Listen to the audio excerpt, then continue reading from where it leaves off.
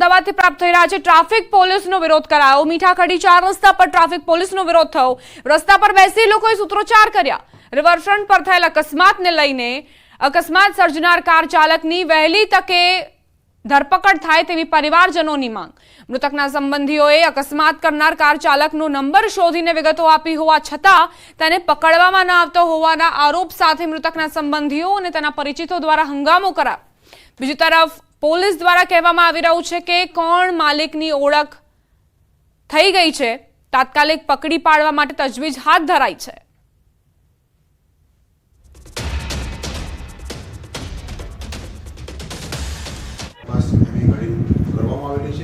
ગાડીનો નંબર મળી ગયેલો છે પૂરેપૂરો અને એના આધારે જે ચાલક છે એ ચાલકની તપાસ ચાલુ હતી અને આરોપીની પણ ઓળખ થઈ ગયેલી છે। આરોપી ટૂંક સમયમાં પકડી લેવાયો। કચ્છથી અંજારમાં અકસ્માત સર્જાયો અને તે બાદ ચક્કાજામની સ્થિતિ જોવા મળી। ટ્રેલર અને સ્કૂટી વચ્ચે અકસ્માત સર્જાયો, જે બાદ લોકોએ ચક્કાજામ કર્યો। પોલીસે ટ્રાફિક ખુલ્લો કરવાનો પ્રયાસ કરતા મામલો ઉગ્ર બન્યો। લોકોએ ભારે વાહનોના ટાયરોમાંથી હવા કાઢી। ભારે વાહનો માટે પ્રતિબંધ હોવા છતાંય બે રોકટોક ભારે વાહનો પસાર થતા હોવાનો આરોપ મૂક્યો। તો પહેલા અકસ્માત સર્જાયો અને ત્યારબાદ લોકોએ ચક્કાજામ કરી વિરોધ દર્શાવ્યો। સંવાદદાતા મેહુલ જોડાઈ ગયા છે વધુ જાણકારી સાથે। મેહુલ, અહીં લોકોનો આક્રોશ જોવા મળ્યો છે કે તેમનો આરોપ પણ છે કે બે રોકટોક ભારે વાહનો અહીંથી પસાર થઈ રહ્યા છે। શું પ્રતિક્રિયાઓ લોકોની? જી મેહુલ। જી, ચોક્કસથી વાત કરીએ તો અંજાર યોગેશ્વર ચોકડી પાસે લોકોએ ચક્કાજામ કર્યો હતો। ટેલર અને સ્કૂટી વચ્ચે અકસ્માત સર્જાયો હતો। અકસ્માતમાં સ્કૂટી ચાલક યુવતી છે, તેને ગંભીર ઈજાઓ પહોંચી હતી। તો અકસ્માત બાદ રોષે ભરાયેલા જે લોકો છે તેઓએ ચક્કાજામ કર્યો હતો અને પોલીસે ટ્રાફિક ખુલ્લો કરવાનો પ્રયાસ કરતા મામલો છે તે ઉગ્ર બન્યો હતો। લોકોએ ઉભેલા જે ભારે વાહનો હતા તેમાં ટાયરમાંથી છે તે હવાઓ કાઢી નાખી હતી। તો સ્થાનિકો જણાવે છે કે ભારે વાહનો માટે અહીં પ્રતિબંધ હોવા છતાં બે રોકટોક છે તે વાહનો પસાર થાય છે અને અકસ્માતો થાય છે। જી, આભાર મેહુલ જાણકારી આપવા માટે। ગુજરાતના 300 થી વધુ પ્રવાસીઓ ફસાયા। પ્રવાસીઓ બદ્રીનાથ હાઈવે પર ફસાયા હોવાની જાણકારી। અરવલ્લીના 20 થી વધુ શ્રદ્ધાળુઓ ફસાયા છે। ભૂસ્ખલન થતા તમામ શ્રદ્ધાળુઓ અટવાઈ ગયા। સિંગલ પટ્ટીમાં ખાઈની બાજુમાંથી પસાર થતો રસ્તો, જેના વિડીયો પણ સામે આવ્યા છે। ડુંગરના પથ્થર તોડી તંત્ર દ્વારા રસ્તો ખુલ્લો કરાયો। સ્થાનિક તંત્રએ કલાકોની જહેમત બાદ હાઈવે ખુલ્લો કરાવ્યો। 36 કલાકથી વધુ સમય અટવાયા બાદ વાહન વ્યવહાર ફરી પૂર્વવત કરવામાં આવ્યો છે।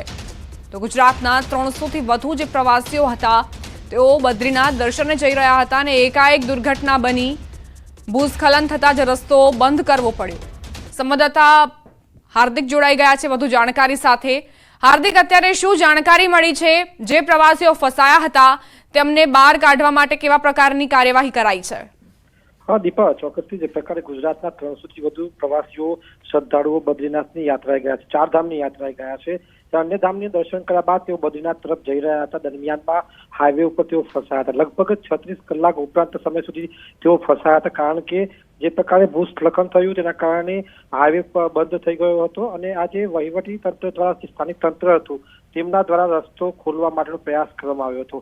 આજુબાજુ એક તરફ ખાઈ અને બીજી તરફ ડુંગર હોવાના કારણે ઉપરથી પડતા જે પથ્થરો હતા તેના કારણે ડરનો માહોલ હતો, કારણ કે પરિવાર સાથે લોકો ત્યાં હતા। તેવા સંજોગોમાં અરવલ્લી જિલ્લાના પણ 20 થી વધુ શ્રદ્ધાળુઓ ત્યાં અટવાયા હતા, જેને લઈને તેમને પણ ભગવાનનો જે પ્રકારે પાર માન્યો છે કે તંત્ર દ્વારા તેમની મદદ કરવામાં આવીને આખરે તે જે સિંગલ પટ્ટી જે રસ્તો છે તેને હવે ખોલી દેવામાં આવ્યો છે। સાબરકાંઠા અરવલ્લીના જે શ્રદ્ધાળુઓ છે તે હવે ભગવાનનો આભાર માની અને દર્શન માટે આગળ જઈ રહ્યા છે। ત્યારે ચોક્કસથી જે પ્રકારે 4 ધામની યાત્રા વચ્ચે અટકાવવામાં આવી હતી, વાતાવરણમાં ત્યાં જે પ્રકારે માહોલ બન્યો હતો તેના કારણે પ્રવાસીઓ ફસાયા હતા, પરંતુ દીપા હવે સ્થિતિ ખૂબ સારી છે અને જે પ્રવાસીઓ છે તે સુરક્ષિત છે। જી, આભાર હાર્દિક જાણકારી આપવા માટે। તો રાહતની વાત એ કે અત્યારે પ્રવાસીઓ સુરક્ષિત છે, સુરક્ષિત તેમને બહાર કાઢવામાં આવ્યા, કારણ કે ભૂસ્ખલનના કારણે રસ્તો બંધ થયો હતો, પરંતુ પ્રશાસન તરફથી તેને પથ્થરોને કાટમાળને હટાવવાની કામગીરી કરાતા જ વાહન વ્યવહાર પૂર્વવત થયો। દિલ્હીથી સમાચાર। દરિયાઈ બેલ્ટ વિસ્તારમાં વરસાદ વરસી રહ્યો છે। રાજુલાના કોવાયા, ભાકોદર સહિત દરિયાકાંઠાના ગામડામાં ધોધમાર વરસાદ। કોવાયા ગામના માર્ગ પર જળબંબાકારની સ્થિતિ સર્જાઈ। રાજુલાના ચૌતરા સહિત આસપાસના ગ્રામ્ય વિસ્તારમાં વરસાદ ખાબક્યો। સમગ્ર જાફરાબાદ રાજુલા પંથકમાં દરિયાકાંઠે વરસાદી વાતાવરણ જામ્યું છે.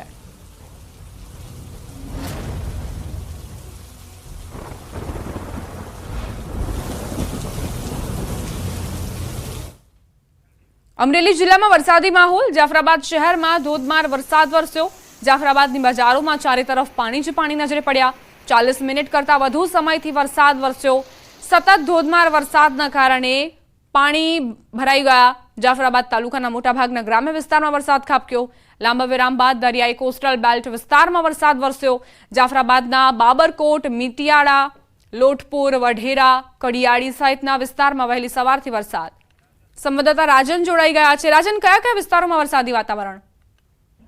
દીપા, આમ જોવા જાય તો સમગ્ર જિલ્લામાં વરસાદી માહોલ છે, પરંતુ વહેલી સવારથી દરિયાઈ કાંઠાના વિસ્તારો, જેમાં ખાસ કરીને રાજુલા અને જાફરાબાદ પંથકમાં સૌથી વધુ વરસાદ છે. જાફરાબાદ શહેરમાંથી શરૂ થયેલો વરસાદ હવે રાજુલા સુધી પહોંચ્યો છે અને સમગ્ર વિસ્તારમાં જળબંબાકાર થયો હોય તે પ્રકારનો વરસાદ અત્યારે વરસી રહ્યો છે. આભાર રાજન, જાણકારી આપવા માટે.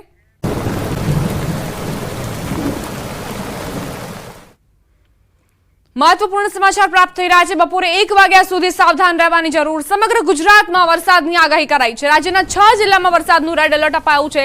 6 જિલ્લામાં અતિ ભારે વરસાદ પડી શકે છે. રાજ્યના 19 જિલ્લામાં ઓરેન્જ એલર્ટ અપાયું. બપોરે 1 વાગ્યા સુધી 8 જિલ્લામાં યલો એલર્ટ, તો ગીર સોમનાથ, અમરેલી, ભાવનગરમાં રેડ એલર્ટ અપાયું છે. પંચમહાલ, દાહોદ, મહીસાગરમાં રેડ એલર્ટ આપવામાં આવ્યું છે. રાજ્યના 6 જિલ્લામાં વરસાદનું રેડ એલર્ટ. 6 જિલ્લામાં અતિ ભારે વરસાદની સંભાવનાઓ. રાજ્યના 19 જિલ્લામાં ઓરેન્જ એલર્ટ આપવામાં આવ્યું છે. એટલે વરસાદી વાતાવરણ રાજ્યભરમાં જોવા મળશે અને 6 જિલ્લાઓને વધારે તકેદારી રાખવાની જરૂર, કારણ કે હવામાન વિભાગે 6 જિલ્લા માટે અતિ ભારે વરસાદની આગાહી કરી છે, જેમાં ગીર સોમનાથ, અમરેલી, ભાવનગર, પંચમહાલ, દાહોદ, મહીસાગરનો સમાવેશ થાય છે. આ 6 જિલ્લા માટે રેડ એલર્ટ આપ્યું છે હવામાન વિભાગે. આ સિવાય અન્ય જિલ્લાઓ માટે ઓરેન્જ એલર્ટની આગાહી કરાઈ છે. 19 જિલ્લાઓને ઓરેન્જ એલર્ટ અપાયું છે. રાજકોટથી પ્રાપ્ત થઈ રહ્યા છે. ટીઆરપી અગ્નિકાંડ બાદ તંત્ર સતર્ક બન્યું છે. રાજકોટ લોકમેળાને લઈને ફૂલ પ્રૂફ આયોજન. દરેક સ્ટોરમાં સીસીટીવી અને અગ્નિશામક સાધનો રાખવા ફરજિયાત કરાયા છે. લોકમેળા સમિતિ દ્વારા મેળાને સલામત બનાવવા માટે ફૂલ પ્રૂફ આયોજન કરાયું. ધક્કામુક્કી તેમજ ભાગદોડ ન થાય તે માટે અલાયદી વ્યવસ્થા રખાશે. સ્ટોલ તેમજ રાઇડ્સના પ્લોટમાં ઘટાડો કરવામાં આવશે. સ્ટોલ તેમજ રાઇડ્સના પ્લોટના ભાડા અંગે હવે નિર્ણય લેવામાં આવશે. તો ટીઆરપી ગેમ ઝોન જે મોતનો ઝોન બની ગયો અને હવે રાજકોટમાં જે લોકમેળો યોજાવા જઈ રહ્યો છે તેને લઈને સતર્કતા દાખવવામાં આવી રહી છે. સંવાદદાતા અંકિત જોડાઈ ગયા છે વધુ જાણકારી સાથે. અંકિત, લોકમેળાને લઈને ફૂલ પ્રૂફ આયોજન, શું અપડેટ્સ? ચોક્કસ દીપા, ખાસ કરીને વાત કરવામાં આવે તો વર્ષોથી રાજકોટ શહેર ખાતે રાંધણછટથી લોકમેળાની શરૂઆત થતી હોય છે ને આ લોકમેળો છે તે દસમ સુધી ચાલતો હોય છે. ત્યારે માત્ર 5 દિવસ સુધી યોજાનારા આ મેળાની અંદર 15 લાખથી પણ વધુ જે લોકો છે તે આ મેળાનો મુલાકાત લેતા હોય છે, મેળાની મજા માણતા હોય છે. ત્યારે ખાસ કરીને વાત કરવામાં આવે તો લોકમેળા સમિતિ દ્વારા જે તાજેતરમાં જે ટીઆરપી ગેમ ઝોન અગ્નિકાંડ સર્જાયો છે તે ત્યારબાદ લોકમેળા સમિતિ છે તે પણ સતર્ક બની ચૂકી છે. ખાસ કરીને હમણાં જે હાથરસની અંદર પણ જે બનાવ સામે આવ્યો હતો તેને લઈને પણ ફૂલપ્રૂફ આયોજન છે તે બનાવવામાં આવી રહ્યું છે. સાથોસાથ અત્યાર સુધીમાં 44 જેટલી જે રાઇડ્સના પ્લોટની ફાળવણી કરવામાં આવતી હતી. જોકે આ વખતે રાઇડ્સની સંખ્યાની અંદર પણ ઘટાડો કરવામાં આવશે. સાથોસાથ જે ખાણીપીણી તેમજ રમકડાના સ્ટોલ છે તેની અંદર પણ ઘટાડો કરવામાં આવશે. તો હજુ સુધી રાઇડ્સના કયા પ્રકારના ભાવ રહેશે તેમજ જે રમકડાના સ્ટોલના તેમજ ખાણીપીણીના કયા પ્રકારના ભાવ રહેશે તે હજુ સામે નથી આવ્યું. પરંતુ હાલ જે લોકમેળા સમિતિ છે તેમના દ્વારા એક વાત સ્પષ્ટ કરવામાં આવી છે કે મેળાની અંદર ભીડને નિયંત્રિત કરવામાં આવશે. 1 હદથી વધુ ભીડને એકઠી થવા દેવામાં નહીં આવે.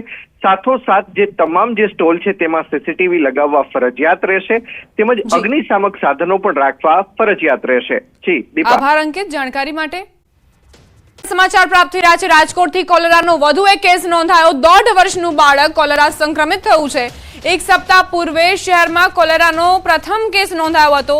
મનપા દ્વારા સર્વેલન્સ કરાયું હતું. 448 ઘરમાં તપાસ કરાઈ હતી.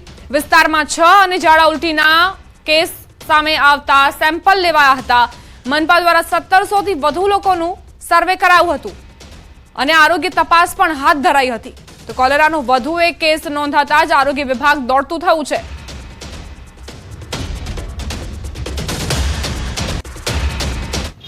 રાજકોટના લોહાનગરમાં જે છે એ કોલેરાના કેસ નોંધાયા છે. ત્યારે હવે આ આરોગ્ય અધિકારી પણ પહોંચ્યા છે. આપણે એમની સાથે વાત કરીશું. સાહેબ, શું કહેશો? અત્યારે જે છે કેસ નોંધાયા છે, આપ પણ પહોંચ્યા છો.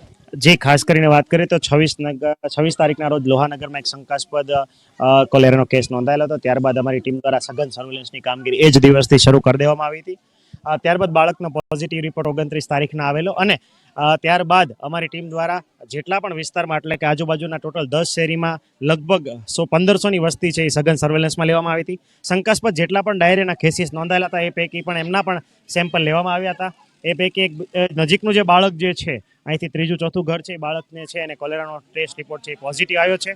તો એ બાબતે પણ અમારી ટીમ જે છે અત્યારે હાલ સઘન સર્વેલન્સ આ વિસ્તારમાં આદરી રહી છે. આ ઉપરાંત અત્યારે 5 ટીમ દ્વારા ઘરે ઘરે જઈને ક્લોરીન ટેબ્લેટનું વિતરણ છે, ઝાડાના કેસ શોધવા વગેરે કામગીરી છે એ કરી રહી છે. સાથે સાથે લોકોને પાણી ઉકાળીને પીવું અને દૂધ પણ ઉકાળીને પીવાની સૂચના છે આપવામાં આવે છે. લોકો ઓપનમાં એટલે કે ખુલ્લામાં શૌચ પ્રક્રિયા ના કરે અને ખાસ કરીને બાળકોને પણ ટોયલેટની અંદર જ તે શૌચ પ્રક્રિયા કરે એ માટે માહિતગાર કરવામાં આવી રહી છે. હાલ આ જે લોહાનગર વિસ્તાર છે ત્યાં અત્યારે સર્વેલન્સની કામગીરી પણ હાથ ધરવામાં આવી રહી છે. આપ સીધા જ દ્રશ્યો જે છે લોહાનગર વિસ્તારના બતાવવાનો પ્રયાસ કરીશું.